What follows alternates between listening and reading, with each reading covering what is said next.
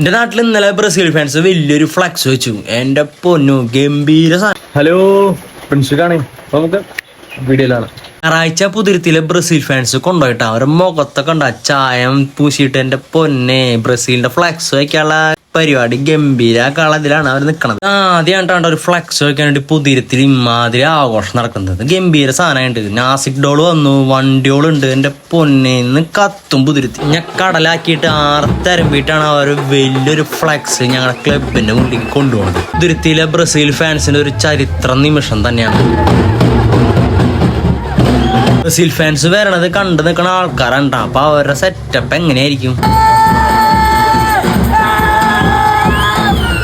Club എത്തി ബ്രസീലിന്റെ flux കെട്ടാൻ പോകട്ടാ. ഈ നെയ്മർ വിരമിക്കുന്ന പോലെ ഞങ്ങളുടെ ഇവിടുത്തെ സീനിയർ ബ്രസീൽ ഫാൻസ് ഒക്കെ വിരമിക്കാൻ പോവാണ്. അവര് അടുത്ത ലോഗോ പോട്ടിട്ട് പറഞ്ഞിട്ടുണ്ട് ഞങ്ങൾ ഉണ്ടാവില്ല, ഞങ്ങളെല്ലാം യങ്സ്റ്റേഴ്സിന്റെ കയ്യിൽ ഏർപ്പെടുത്തിയിട്ട് ഞങ്ങള് റിട്ടയർമെന്റ് ആവാന്ന്. ബ്രസീൽ ഫാൻസിന്റെ ആവേശം നിങ്ങളൊന്ന് കണ്ടോ കേട്ടാ.